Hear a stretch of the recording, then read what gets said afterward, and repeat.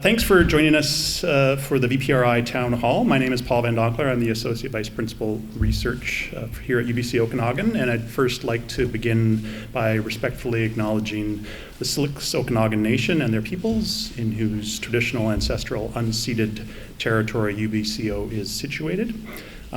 For those of you that are joining us virtually today, I'd also like to acknowledge that some of us are joining us today from many places near and far, and acknowledge the traditional owners and caretakers of those lands. So this is our first time gathering in person since 2019, and it's great to be back on campus and seeing familiar faces. And I don't know about you guys, but people that I've been only seeing virtually for the past year and a half, to actually see them in person and realize that how tall they are or how short they are. Last time I was in this room, that building wasn't there. So it's pretty cool to see some of the expansion and growth on campus. So like I said, this is a hybrid event for those of us physically present in the ballroom. There's about 80 people joining online as well. So thanks to everyone who's able to join either in person or online. There's going to be a Q&A following Phil's presentation with questions submitted through Slido. And the town hall will conclude with a reception and opportunities to connect with colleagues over sandrine pastries, which I see some of you are already enjoying. My main job is to give out door prizes. And so, first of all, there's the Slido information. So join at slido.com and hashtag VPRI if you want to ask a question. And Phil will go through those at the end of his presentation. Door prizes. So we have $100 gift cards to the restaurants at Grey Monk Wineries, Cedar Creek Estate Winery, and Quails Gate Winery. I don't know about any of you, but if you've been to any of those places, they're fantastic and well worth it. So we want to reward people for showing up today and being engaged, and we know that it's been a really challenging year in a lot of different ways. But we want to highlight successes. I mean, that's really the main reason that we're here, and the positives of 2021. So to thank everyone for attending and spreading some holiday cheer, we'll be doing these 3 door prizes from these local wineries. So 2 of the door prizes are for folks here, and 1 will be for our online guests. You have to be present to win, so you can't just have signed up and not come. And what we want to do when I draw the names is have the person come up and tell us about a positive highlight from the last year.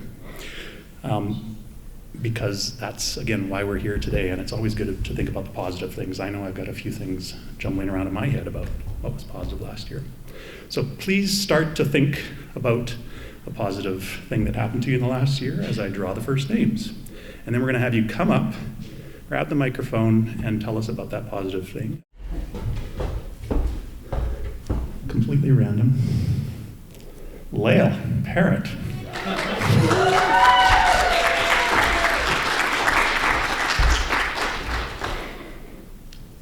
Come on up and tell us about one of the positive things that happened to you last year. Oh dear, lots of positive things have happened to me, and I'll share one that probably many of you have shared as well, which has been the wonderful, unexpected thing about a pandemic is that we've all connected more with our kids. And I have a teenager who was 14 going into this pandemic and is 16 now. And I think that if we hadn't had a pandemic, I probably, would have gotten him out of bed in the morning and maybe fed him at night, and that would have been about it. But instead, over the past few years, we really connected, and especially during the time that he was home from school and school was online, he'd come and get me around, 2:30, 3 p.m. and say, "Mom, get away from your computer, it's time to go outside." And he'd put me on my bike and we'd go bike riding. And just sharing all those moments with him has been really precious. And I expect that many of you who have children have had that same experience. Awesome. Very much, right? Thank you so much, Lael. All right, person number 2. Erica LaChance.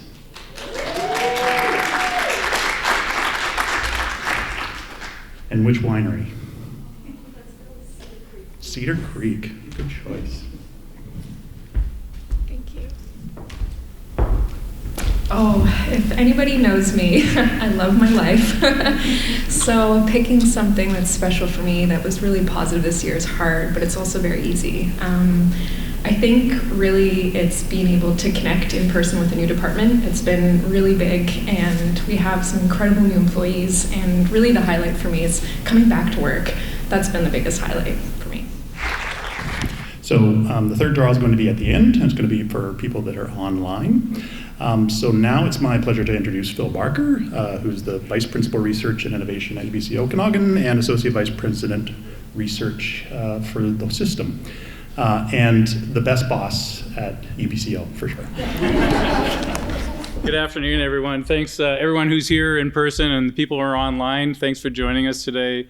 It's really great, obviously, to be in person to deliver some remarks, as we do every December. It's been too long, so it's really, really gratifying to be back and seeing people kind of, in some way, getting back to normal. But we'll talk a little bit about how it's not quite normal as we go through the presentation today. So, did I go to the right place? Okay, great.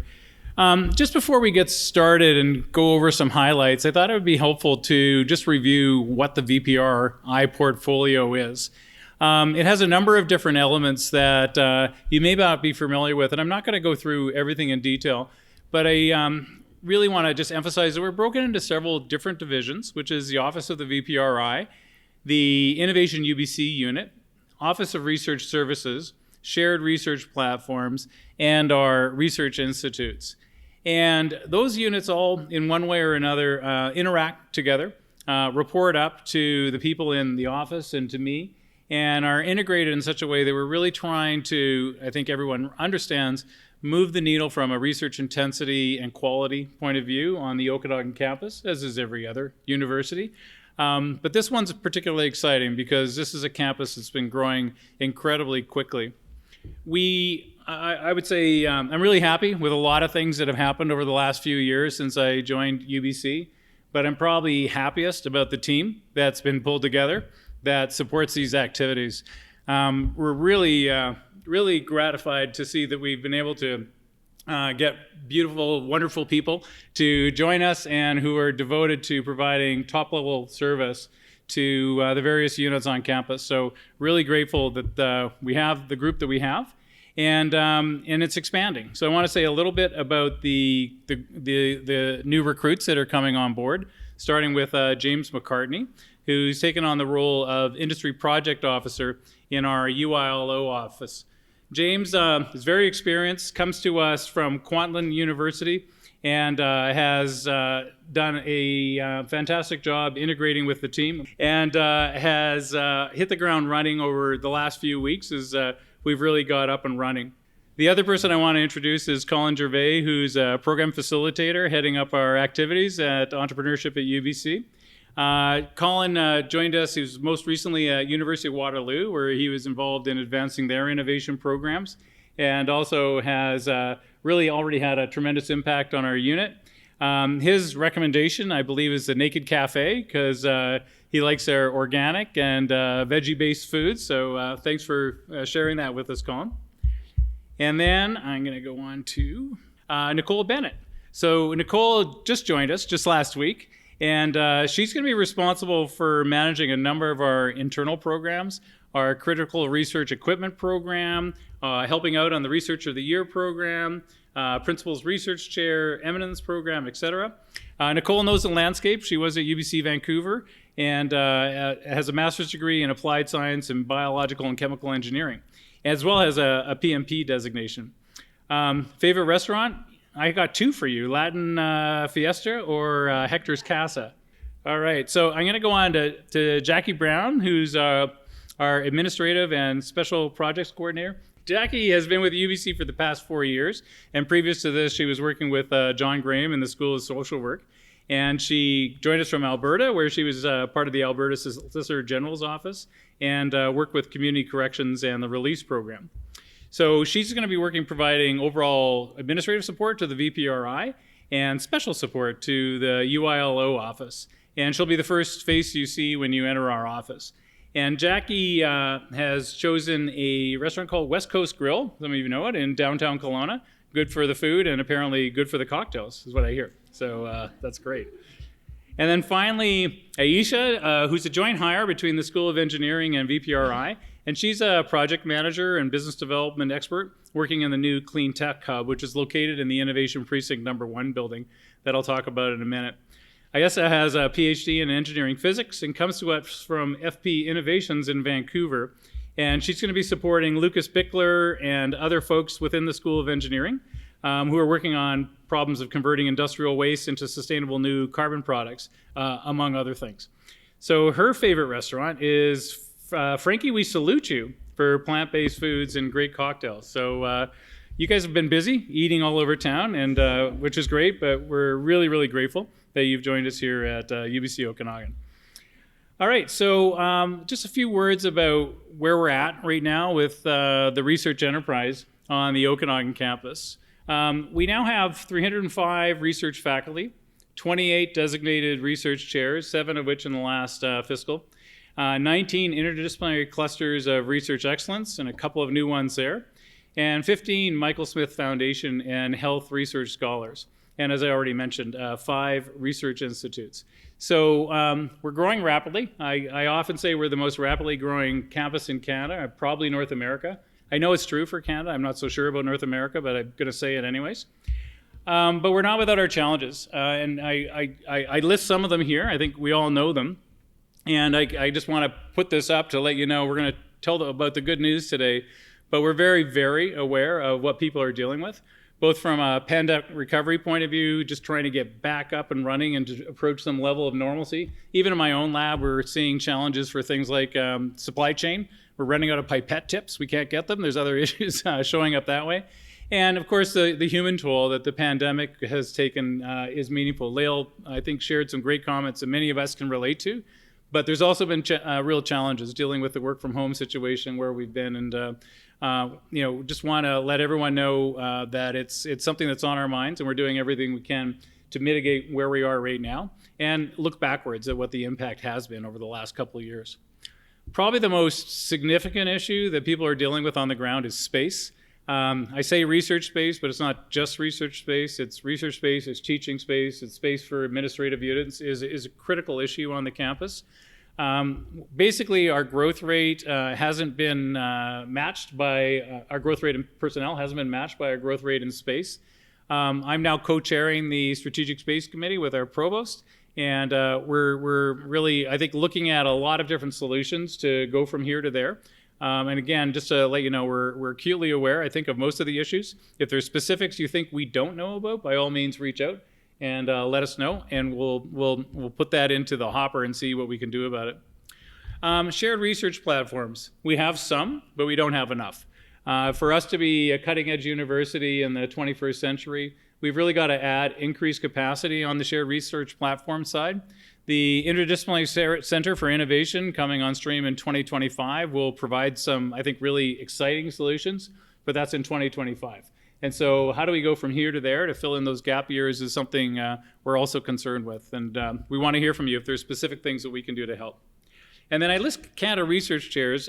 We're doing well in Canada Research Chairs. We have fantastic people occupying our chairs here on this campus.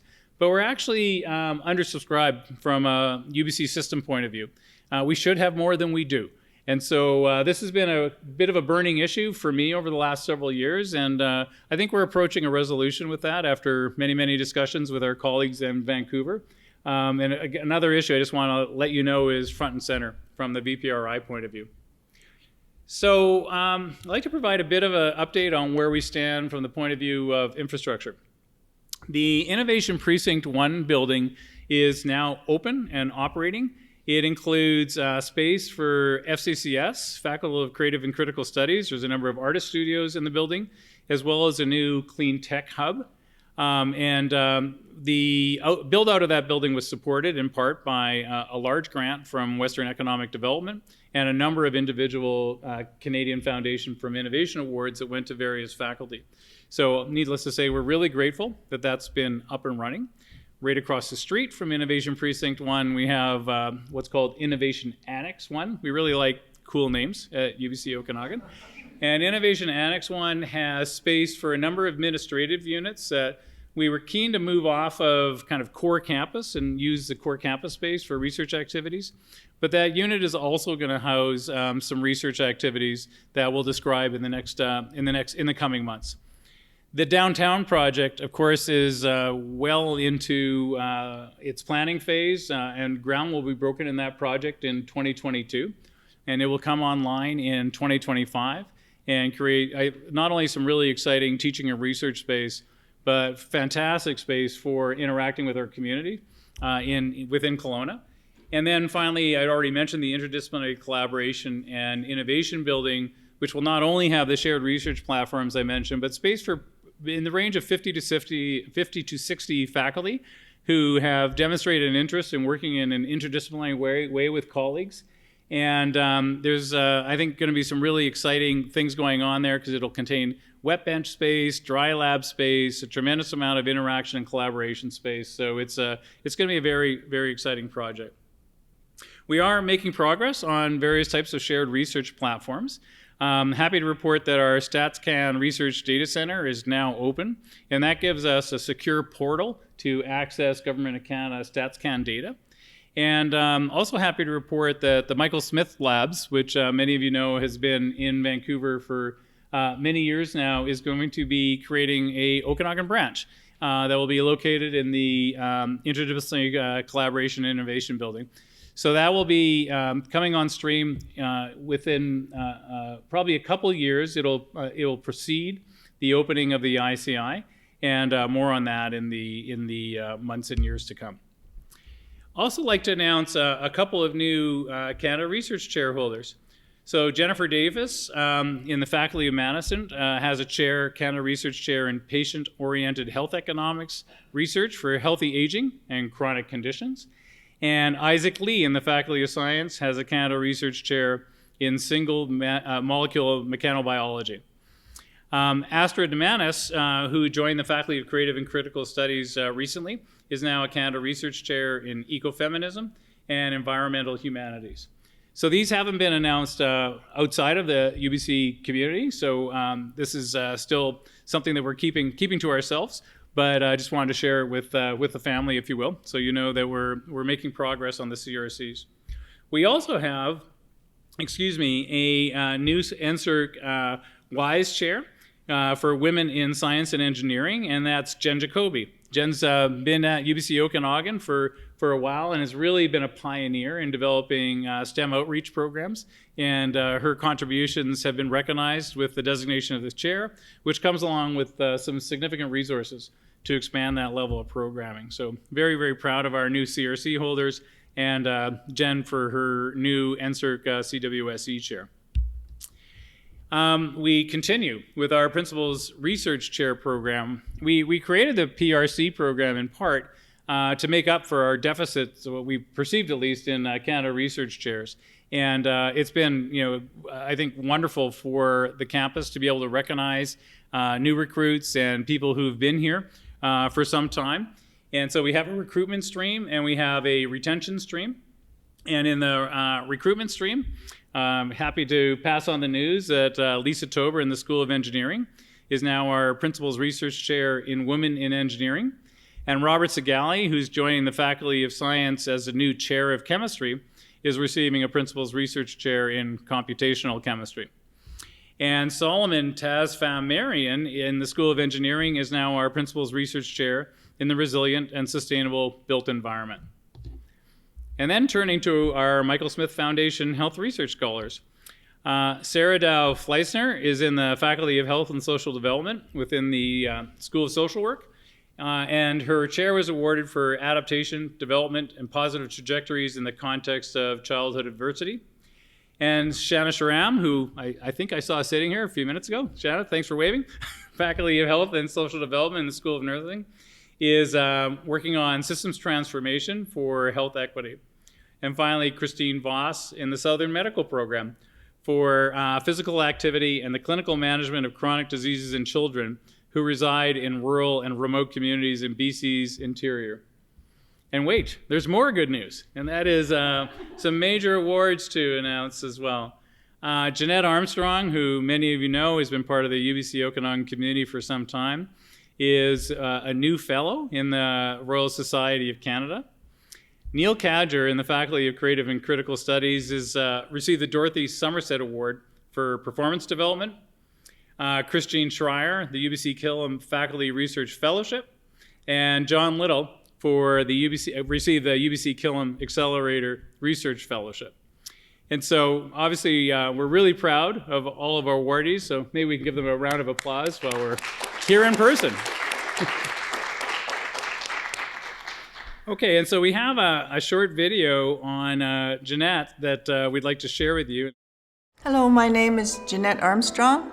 My Syilx Okanagan name is Lachlacht. My main area of research has been our Syilx knowledge and the language particularly, and how it connects us to our territory. What makes my research significant to Canadians in what is Canada is the idea of bringing the people home that have been here 3 or 4 or 5 generations, in terms of what this land is and what that knowledge is and what the Indigenous people have to share and what they can contribute to changing how we think about land and people and community. What I love most about my research is meeting others whose minds are directed to find the best solutions they can. And I've met some great people. So needless to say, really great to see Jeanette and the other awardees get these recognitions. And then internally, of course, we have our Researcher of the Year program. And just want to remind everybody that our 2021 Researchers of the Year are shown here: Julian Cheng, Jonathan Little, Eric Lee, and rounding out the Student Award, Michelle St. Pierre. And we also have a short video to show a little bit of the celebration that occurred when we recognized these awardees.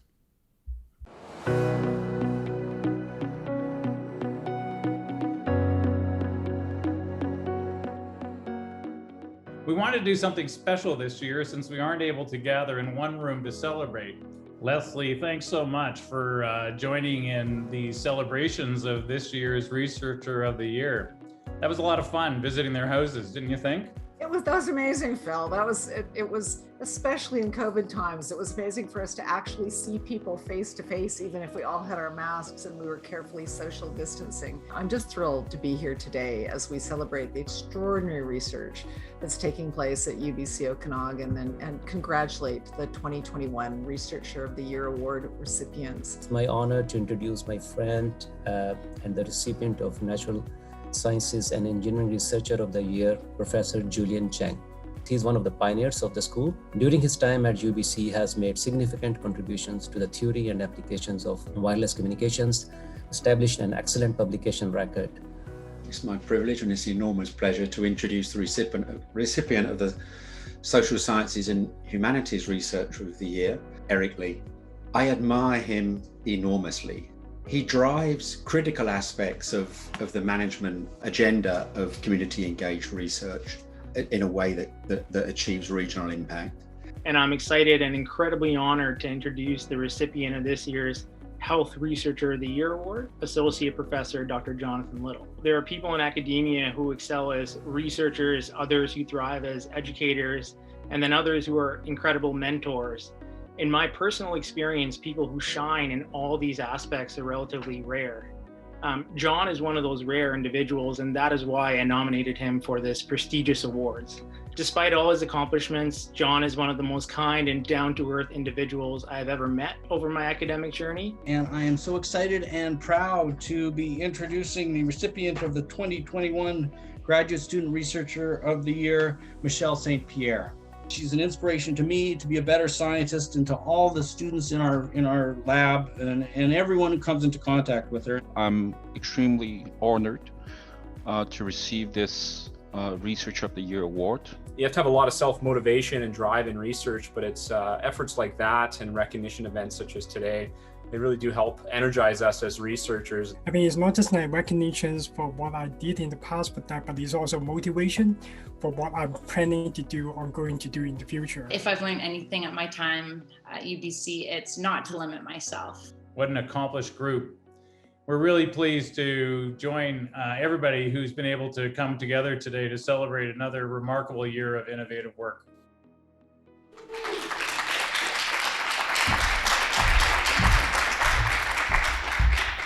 Yeah, it was a great year, and I'm really happy we were able to kind of pull these things off in the middle of the pandemic. So, kudos to our communications and marketing team who pulled everything together, Amber Hansen and Jenny Matichuk on that. So, some notable achievements. I just want to run through a few things that have happened that you may or may not be aware of, because some exciting things have happened in various domains on campus. One of them, kind of under the umbrella of knowledge exchange, is Tanya Willard recently received a CFI John Evans Leadership Fund Award. And she was invited to the annual event for CFI and joined former Prime Minister Paul Martin to discuss how her research is going to have an impact on students and researchers trying to integrate Indigenous insights into issues such as climate change and health equity. And so we're very proud of Tanya's accomplishment, and that she was able to explain how her work is going to have an impact. We, working together with the ONA this past year, co-hosted the 8th annual One River Ethics Matter Conference, and over 650 folks registered for that conference from all over the world, and I think it was seen as highly successful. It was all online, of course, this year, or largely online, I should say. And I think was really recognized as something that dealt with the issue of water and ethics in a really sensitive and progressive way. And Robert Godin, the Faculty of Science, was invited to attend the recent COP26 UN Climate Change Conference in Glasgow, Scotland, which is a recognition of the cutting-edge work he's doing in his domain. Under notable achievements in creative scholarly activity, there's a long list here, and I'm not going to read out the whole thing. But really want to just highlight that there's so much going on right now. And so just to pull out a few things, Ty Binfei developed the school kindness scale, which is something we really need, I think, these days in the midst of a pandemic. Bryant Craig organized an international printmaking exhibition. And Alex Dulick has been exhibiting her work, an interactive media exhibit called Waterways, the Past, Present, and Future, at Kelowna Museums. Christine Shire and John Wagner published an open access Kala English dictionary to preserve Indigenous language in Papua New Guinea. And Michael V. Smith is producing a weekly live broadcast called Songtrack, a queer oral history project, an open mic writing prompt. And knowing Michael V. Smith, I'm sure it's going to be entertaining. I haven't seen it myself, but can hardly wait. Also, under the heading of creative scholarly activities, some new books published by UBCO faculty members from Manfred Elfstrom, Jody Castricano, and Jessica Stites Moore. I'm not going to read through the titles here, but they are great accomplishments, and we'll be, of course, sharing this PowerPoint later, and you could take a look at what they've published. So very proud of that as well. Looking inward a little bit at what we've been doing for internal awards, you may know that we have Eminence Clusters of Excellence and have for several years now. The program was launched in 2017, and the goal of these programs are to get behind interdisciplinary projects that are trying to tackle thorny issues, solving key issues in society. We've got a great response from our community to rise to the challenge of these. We get many more applicants than we can fund, unfortunately. But we're very, very proud of the ones that we have been able to get behind, and a total of 19 have been funded since we started.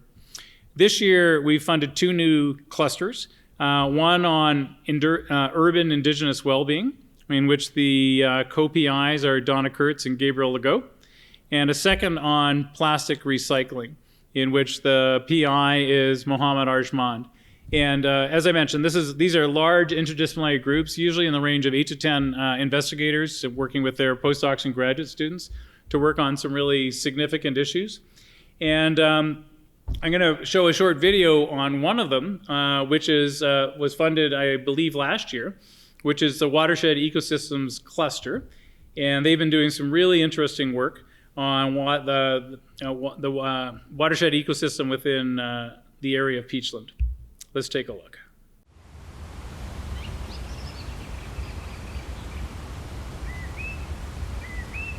the reasons, particularly for this Peachland watershed, was that it was really an important, and still is really an important site for our people throughout the Okanagan seal communities. I came here as a child with my family, and I know that part of my role in the cluster is to try to bring understanding to what those values are. The purpose of this cluster is to bring professors, experts, and students together, and they are from different disciplines, to work together to take like a watershed-based approach.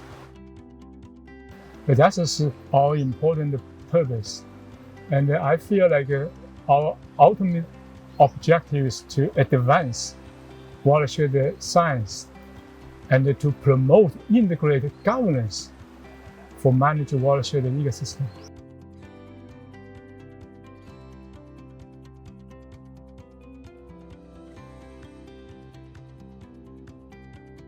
When Indigenous peoples have rights in a watershed, as is the case here with seal communities, but the province does not recognize their rights when it comes to how they manage the water in terms of legislative authorities. So then it's up to a governance model to accommodate the Indigenous rights. For thousands of generations, we looked after this place, and nobody from any of the governments ever consulted with our communities. So it's not the feds and the province and the municipality of Peachland making all the decisions and consulting with Indigenous nations amongst the many other stakeholders. The Indigenous nations are at the table with the other levels of government, and they're working together. And then the rest of us all the other interest groups work under that group of government authorities, right? That is, for me, a real reason to be engaged in this cluster, which is looking at different ways of engagement of people managing and in caretaking this watershed and this creek here. Yeah, collaboration is key. And there are so many partners collaborating. It's really remarkable, but it's collaborating at the proper scale. So ecosystems and watersheds do not know boundaries. They don't know political boundaries. They don't know organizational jurisdictions. They don't understand legislation. They don't speak that language. So it's bringing it to a scale that matters to the ecosystem level. And on a watershed scale, that's the innovative piece. And it's actually the most complex and most challenging piece. If this was easy, it would be done many years ago. So it's very challenging to work together, and that's why collaboration is really the key with this initiative. Working with our community partners, it's a two-way exchange of knowledge from the community and our research teams.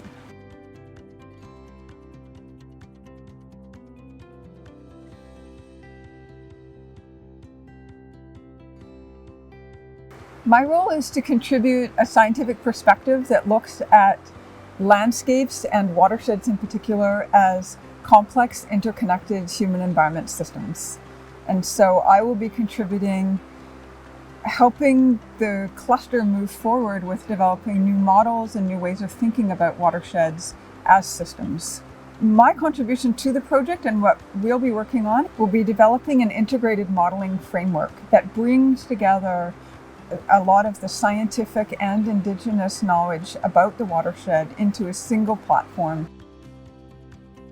So an integrated model, what we're trying to do is take a look at all of these very diverse perspectives. We're layering the ecological components with these human values that we care about to try and understand that system from a holistic perspective. My research is primarily focusing on how the humanly induced impacts or the climate change cumulatively affect the downstream water availability, quality, and the quantity of the water. And we are living in a region where water availability is the lowest per capita in Canada.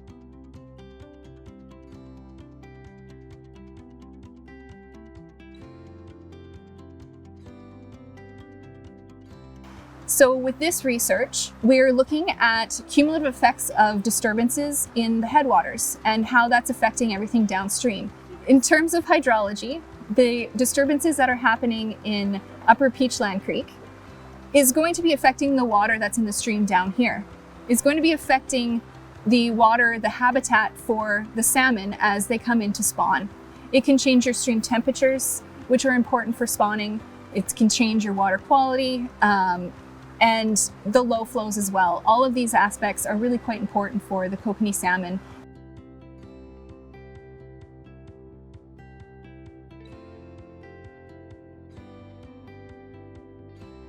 I think that salmon are an extremely culturally important aspect for not only for First Nations people, but just for Canadian identity. So I think that the learnings that we can get from this project can hopefully be applied to other streams, although this is a very specific ecosystem that we're working with. Hopefully we can make some sense of the data and apply these to other streams and help to save the salmon. Wildfires impact hydrology, our air quality, their habitat and biodiversity. There are so many significant interconnected pieces in the ecosystem that we all have to consider.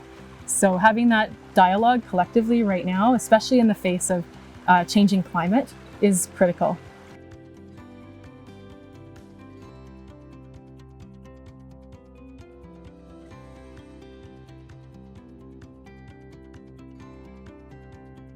We can definitely protect our environment in terms of the sustainability for the future generations.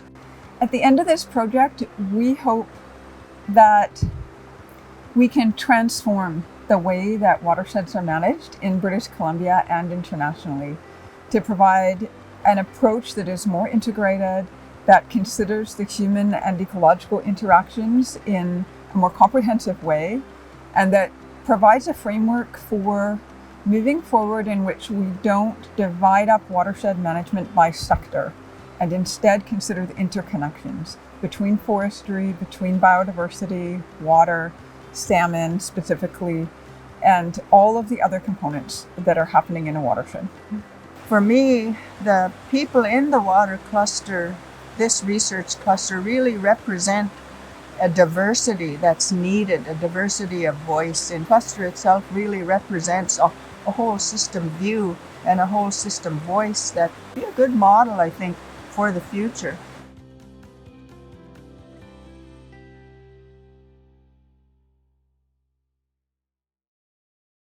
What a challenging problem. And this is the kind of problem we want to get behind with the eminence funding. That's one of 19 clusters that are working on thorny issues facing our society.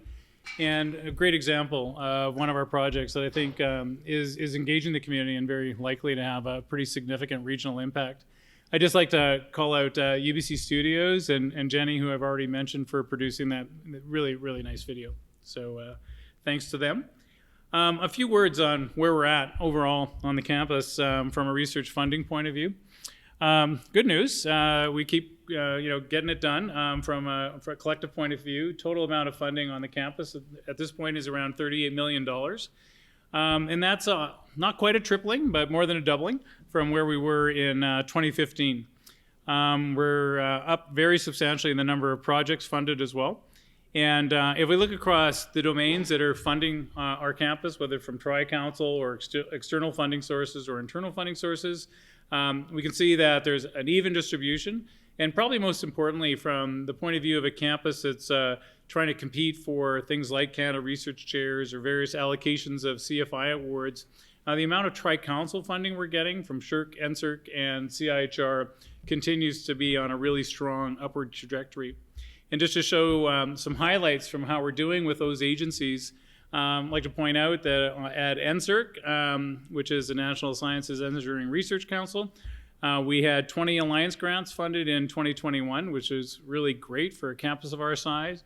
We've launched a new DG or Discovery Grant Intensive to help support discovery grant applications. We're doing well, but we know we can do better. At SHRC, we've seen an 82% increase in Insight Development Grant award values, which is really significant, 5 awards in 2021.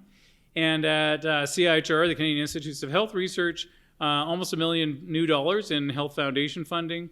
4 Michael Smith Foundation for Health Research Trainee Awards, I already mentioned, and almost $1 million in project grant funding in spring 2021.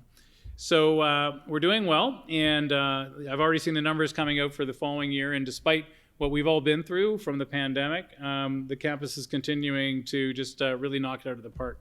So kudos go. I mean, this isn't us. This is you, as the faculty, who are actually getting this stuff done. So despite some of the challenges I mentioned earlier, it's wonderful to see people are actually getting their research completed and working forward despite some of the circumstances. On the infrastructure side, one of our major sources of funding is from the Canadian Foundation of Innovation. In the past year, we've received $1 million or so in CFI BC-KDF funding. And we had a total of 9 awards in 2021. And this is the highest award, highest number in any single year at UBCO. 100% success rate for some of our faculties. FCCS, School of Engineering, and Faculty of Medicine, congratulations. And 11 awards already year to date. So 9 last year, 11 this year, and with 5 more in the hopper. And that reflects the aggressive recruitment that's going on across our faculty. And so far, again, 100% success rate in Faculty of Arts, Social Sciences, Faculty of Creative and Critical Studies, and Faculty of Science, which really just speaks to the quality work people are putting in before these things even reach CFI's door. And if I may say so, a credit to the team on our side that's trying to support those researchers. We've engaged in a fairly large project with a number of other universities across the country. And this is targeting universities that are located in cities about the size or scale of Kelowna.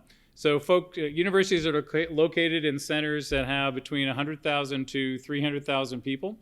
So that would be University of Guelph, University of New Brunswick, Memorial University in Newfoundland, of course ourselves, etc.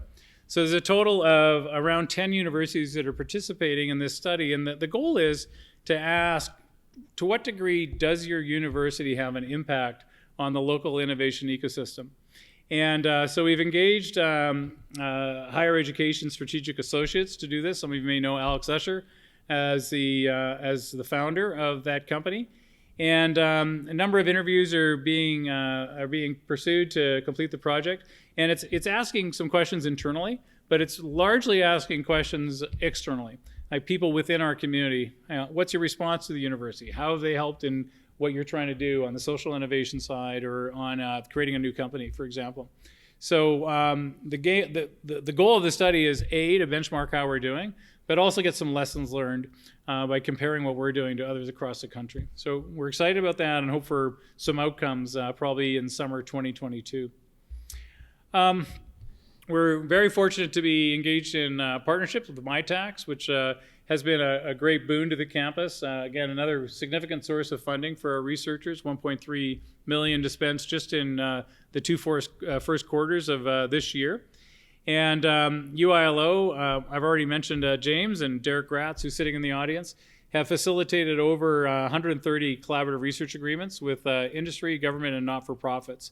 And that's really significant because that's a very significant source of funding to our researchers and has grown from, in a very short time, from over 5 million to over 10 million to be over, well, I think it's going to be over 12 million, right, Derek, in 2021. So we'll see how it goes. But it's looking really, really great. There's happy to report that we have our first CREATE grant on campus in immersive technologies. This was awarded in 2021 and is a really significant milestone for Abbas Milani and his colleagues to have this for the first time on our campus. Rogers Communication, you may have read about them in the news, some really interesting boardroom drama, but happily that hasn't influenced their interaction with UBC. And they've been working with UBC for 4 years now and have just renewed their agreement and have stated unequivocally that they really want to be involved with what's happening on the Okanagan campus. And that started with interaction with Matthew Bourbonnais, working on a project really taking advantage of the, if you will, urban and rural landscape in the Okanagan Valley, and using that as a bit of a living lab for monitoring wildfire progression and resilience. And so that'll be using a variety of new technologies centered on their desire to bring 5G up to speed in a region like ours. A lot of interesting projects on the go, but one to really call out is the one led by Margaret Latta on co-curricular making, honoring Indigenous connections to land, culture, and the rational self. When Margaret put the proposal forward, she indicated she'd be able to engage at least 20 members of School District 23 to participate. She's now at 100 and growing, so it's a topic that's really hit the right nerves, and I think, again, is just an example of the impact that researchers are having within our community. Some great news, we've been working closely with the City of Kelowna to advance a new research partnership with them. It's been recognized that the city has some really, again, thorny issues and interesting challenges to deal with because they're growing very rapidly, just like the campus is. And so we've partnered on some research initiatives, now working on a couple of pilot projects that are listed here. One of them is on rapid battery charging technology. So what's the best way and most efficient way for them to undergo a transition to an entirely electrified municipal bus system, and for all of their service vehicles also to be electrified? How do you mediate that transition, and how do you charge them up in a way that's efficient? And another is looking at the potential for developing the Okanagan Rail Trail as a conduit for alternative transportation, perhaps autonomous vehicles, perhaps something electric scooters, or something that is really going to take advantage of the infrastructure we have in the city to lead to low carbon solutions to move people from downtown Kelowna to the airport and back and beyond, all the way up to Vernon and south to Penticton.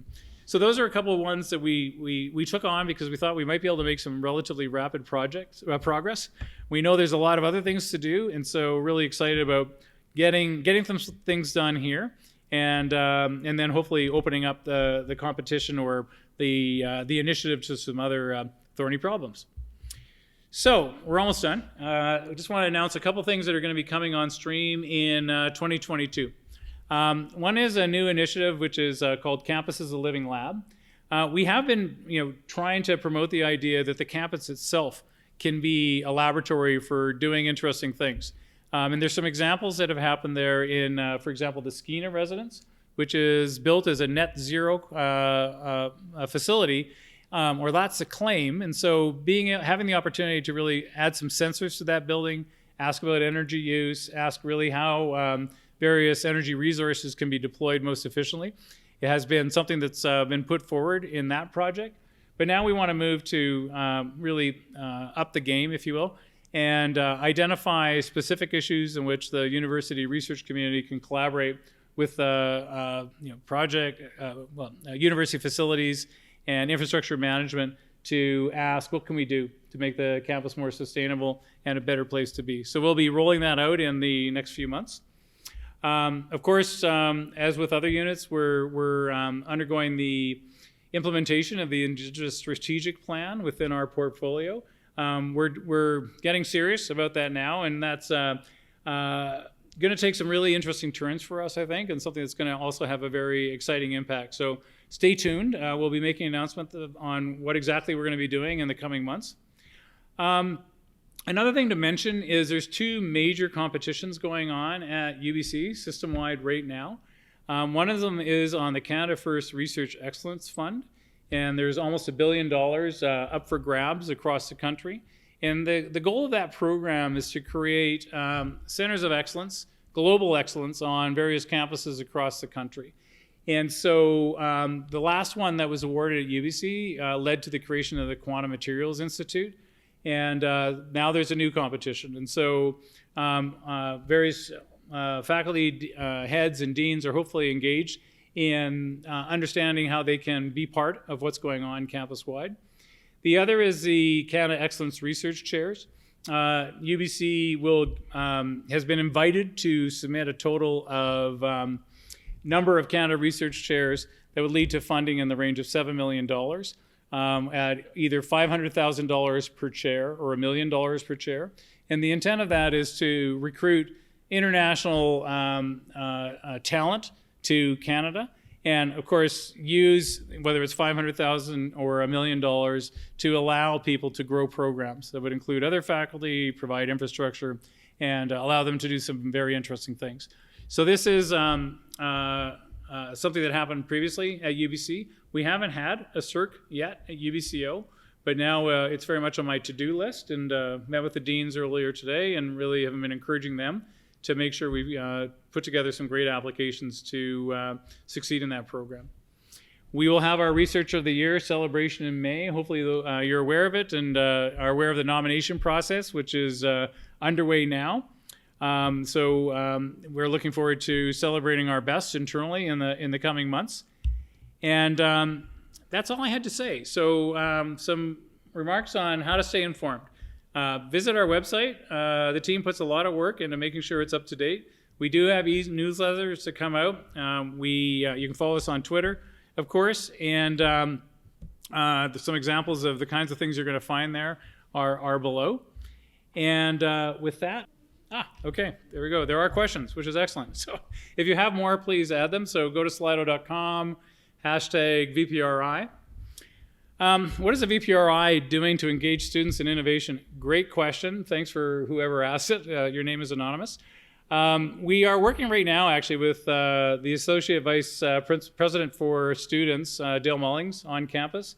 And what's happening is there's been a lot of activity in various domains that allows students to get really an experiential experience. It could be involved in innovation, it could be involved in entrepreneurship, it could be a co-op, it could be a work learning experience, but it's been through a lot of efforts of many people, grown up to many experiences. So what's happening right now is to try to get our arms around what's on offer so that we can have, if you will, a single portal that makes it easy for students to understand what the experiences are that they can get involved with.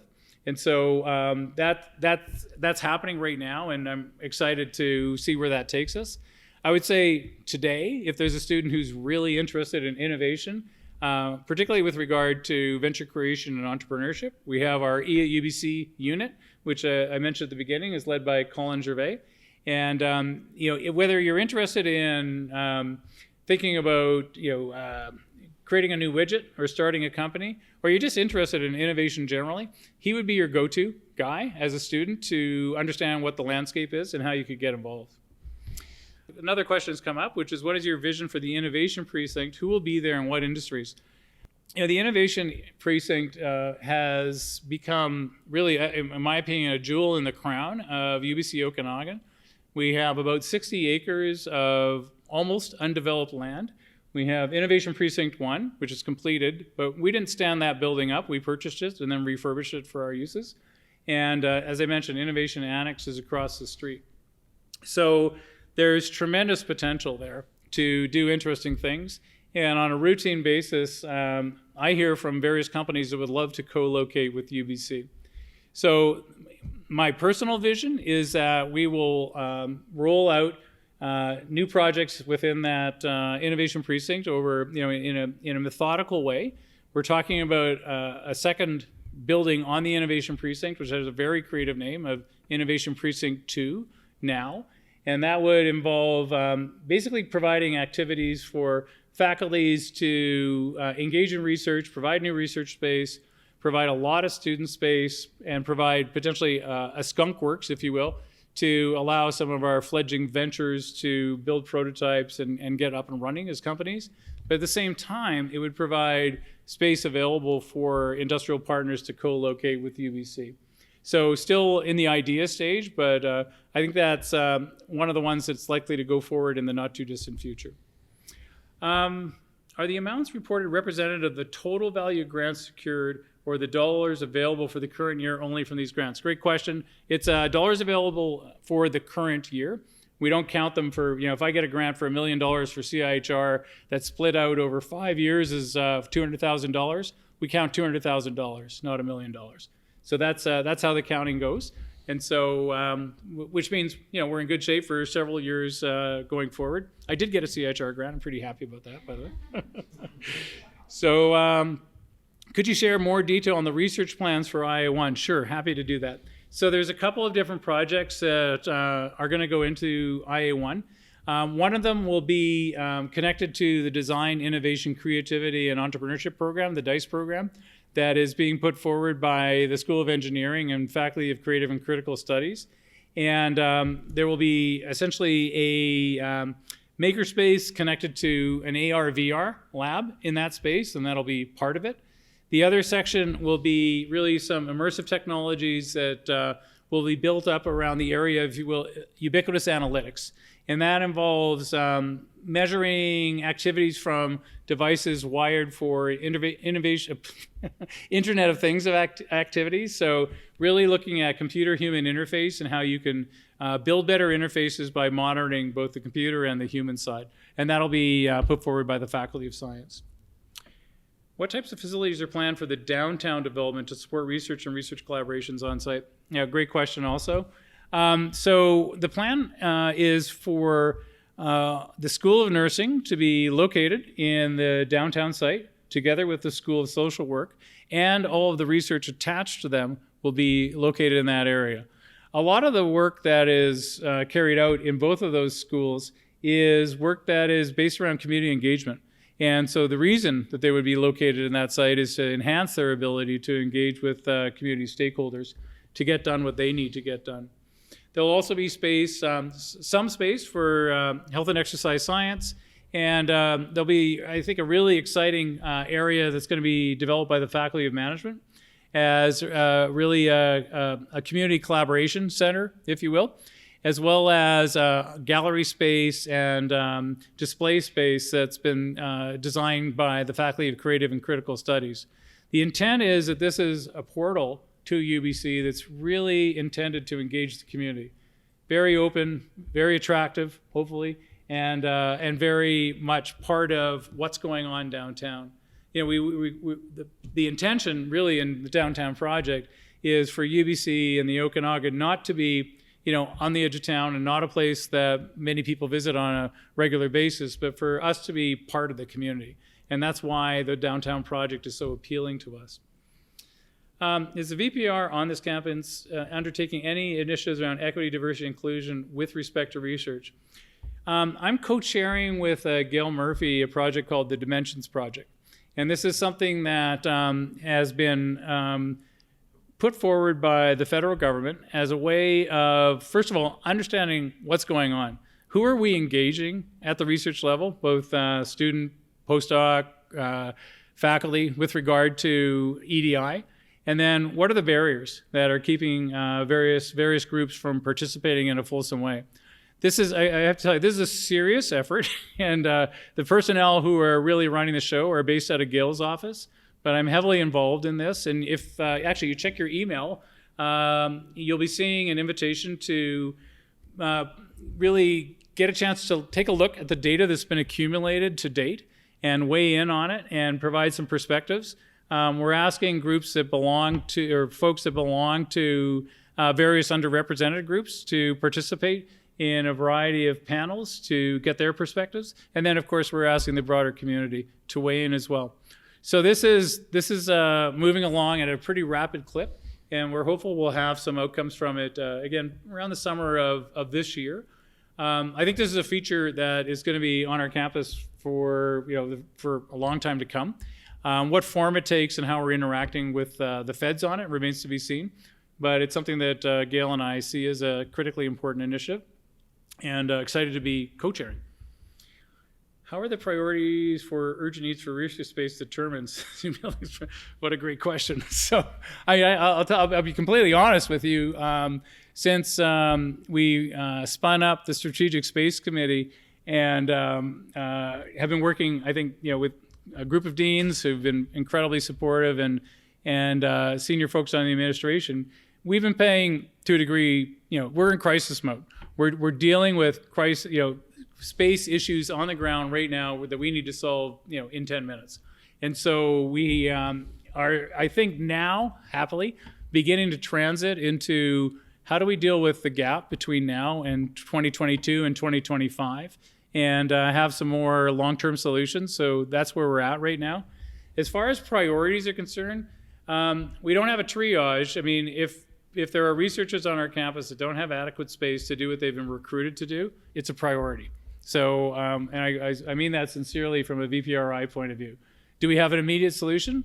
Not necessarily, but we're working towards making sure that people who are here can get the job done. We've been recruited to be active researchers, and we have a responsibility that we can deliver the infrastructure to do that. And it's something I take very seriously. How do we plug into that Rogers 5G funding? Is that funding pre-allocated? Great question.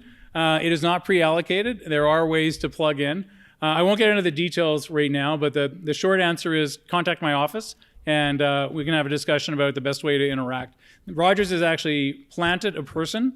Her name is Jade Salazar on the Vancouver campus that we connect with on a regular basis, and she can loop various folks into how that process is working. So it's just got rolling, I might add. And so the one project that I mentioned, Rogers was really keen to get into that area, and they had basically pre-assigned some funding to that project. And now we're going to head into something beyond the pilot phase. What is my favorite restaurant in Kelowna? That's a great question. I would have to go with the restaurant at Quails Gate. The Vines is really being one I think is especially fine, but there's lots of great ones to choose from. Wonderful presentation. Thank you. So exciting to this park. Well, thank you, Marnie. I think it was Marnie who put her name there. And it's a pleasure to work with you too. So that's it, unless there's any questions from the audience. Really appreciate people coming out. It's great to see so many people here in person, and I know there's people online. And I just want to wrap up by saying we work for you. We're here to serve you. If there's things we can do to help in your research enterprise, contact us, and we're going to do everything we can to help make it easier. Yeah. You had? One question being asked to me by some educational leadership folks. So.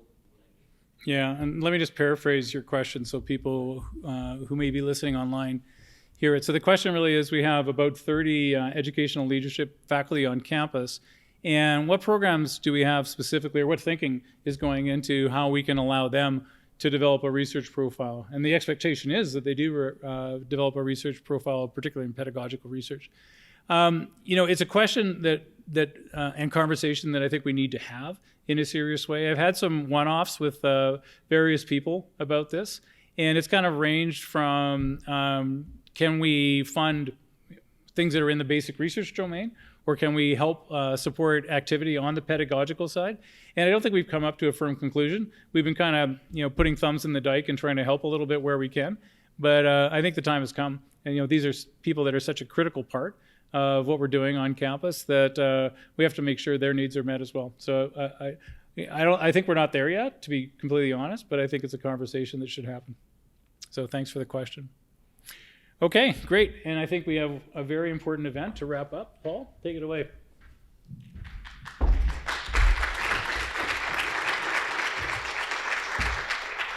right, thanks, Phil. So yes, we have one more draw for those folks that are online. So hopefully there still are some people online, and I draw a name for someone who is still watching on Zoom.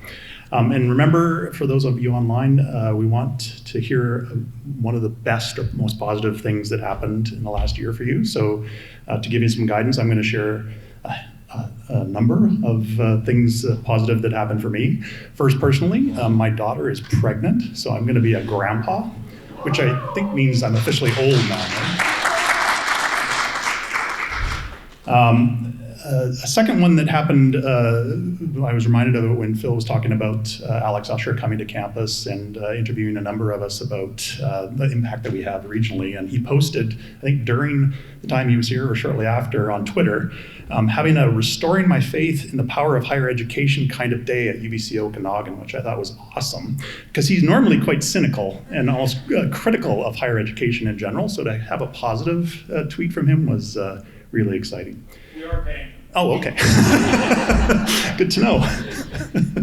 And then finally, from a personal/professional perspective, something that was really positive for me this year was helping with Jeanette's RSC application nomination. I want to really highlight the work that Danielle Lamb from our office did on this. She really did all of the groundwork on that in terms of following up, and promptly got hired away by Margaret McIntyre Lata for her partnership grant project management. But it was really exciting to engage with folks who were keen to support Jeanette.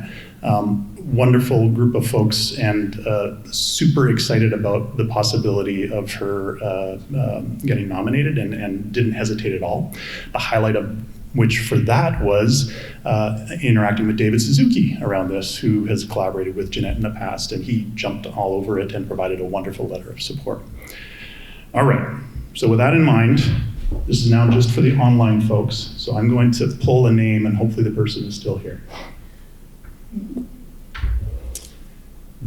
Deanna Dolhanty. Yep. Okay, awesome. Okay, so here's how this is going to work. Deanna, you're going to come on Zoom and to the Zoom audience, provide a highlight for 2021 for yourself. I wasn't expecting to be joining by video today, but thank you so much for the prize. That's very exciting. And I would have to echo the remarks that people have made so far. I think the best part of this year was having more time at home with my family, and just, I have a daughter who is a care aide or was working in a home during COVID. So just to be home with her when she'd come in and tell me about her day, those were really special moments for me. So I'm thankful for that. So Deanna, your gift certificate is to Quails Gate, and you can come by the office at some point in the next little while to pick that up. So with that, I think we're officially done. I encourage you to stick around and have some wonderful food and drink, and engage and interact with your colleagues, and enjoy the rest of your day here. Thanks, everyone.